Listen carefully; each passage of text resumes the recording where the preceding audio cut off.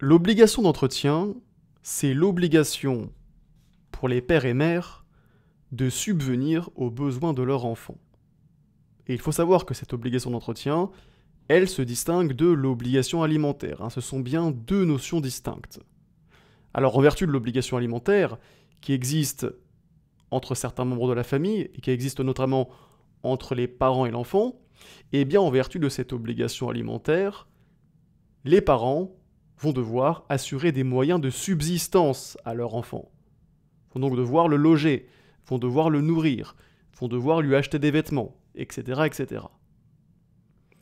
Et donc, là où l'obligation d'entretien va se distinguer de l'obligation alimentaire, c'est que l'obligation d'entretien a un objet plus large.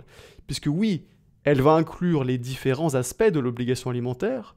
Donc, en vertu de leur obligation d'entretien, vu qu'ils doivent subvenir aux besoins de leur enfant, et bien naturellement, les parents vont devoir le nourrir, vont devoir le loger, vont devoir lui acheter des vêtements.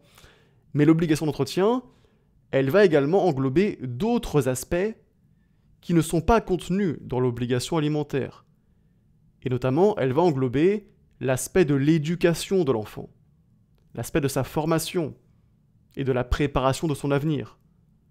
Donc, en vertu de leur obligation d'entretien, les parents vont également devoir payer les frais de scolarité de leur enfant, payer ses frais de formation, tant qu'il n'est pas indépendant, etc., etc.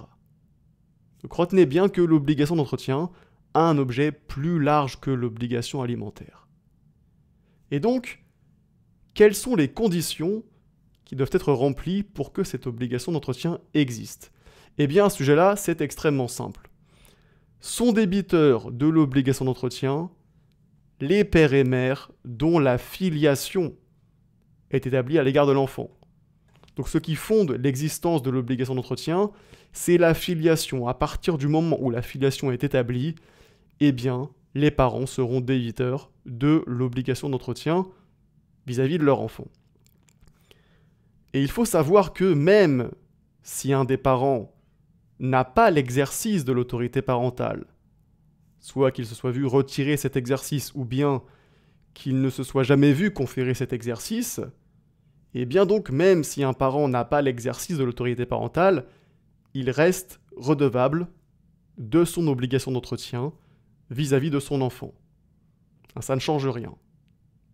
Et également, il faut savoir que l'obligation d'entretien, très important, ne s'arrête pas à la majorité de l'enfant. Les parents restent débiteurs de l'obligation d'entretien tant que leur enfant ne peut pas subvenir lui-même à ses besoins. Donc, par exemple, ils vont rester débiteurs de l'obligation d'entretien pendant les études de leur enfant, si ce dernier n'est pas indépendant financièrement et ne peut pas subvenir à ses besoins. En ce qui concerne maintenant la mise en œuvre de l'obligation d'entretien, il faut savoir que l'obligation d'entretien est en principe exécutée en nature. Qu'est-ce que ça signifie exécuter en nature ? Ça signifie tout simplement que pour exécuter leur obligation d'entretien, les parents vont tout simplement nourrir leur enfant, vont le loger à leur domicile, vont lui acheter des vêtements, etc., etc. Mais en cas de séparation des parents, eh bien là les choses sont un petit peu différentes. Puisqu'effectivement, en cas de séparation des parents, l'enfant va généralement habiter chez un de ses deux parents. Et donc, il y aura un parent chez lequel l'enfant n'habitera pas. Eh bien, ce parent chez lequel l'enfant n'habite pas, et qui donc n'exécute pas son obligation d'entretien en nature, puisque son enfant ne vit pas chez lui, il ne peut pas exécuter son obligation d'entretien en nature, et bien à ce moment-là, ce parent chez lequel l'enfant n'habite pas, puisqu'il reste redevable de son obligation d'entretien, même si son enfant ne vit pas chez lui, il reste redevable de son obligation d'entretien.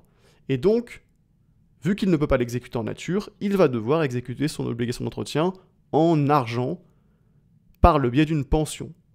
Donc concrètement, il va verser à son enfant une pension alimentaire, il va donc lui verser une certaine somme d'argent à échéance régulière. Et maintenant, on peut se poser la question, puisque les deux parents sont débiteurs de l'obligation d'entretien, eh bien, est-ce qu'ils en sont débiteurs de manière strictement égale, ou bien est-ce qu'un des deux parents doit prendre plus sa part dans l'exécution de l'obligation d'entretien? Eh bien, à cette question, on trouve la réponse dans l'article 371-2 du Code civil, qui nous dit que chacun des parents contribue à l'entretien et à l'éducation des enfants à proportion de ses ressources et de celles de l'autre parent, ainsi que des besoins de l'enfant. Et donc ça signifie quoi concrètement?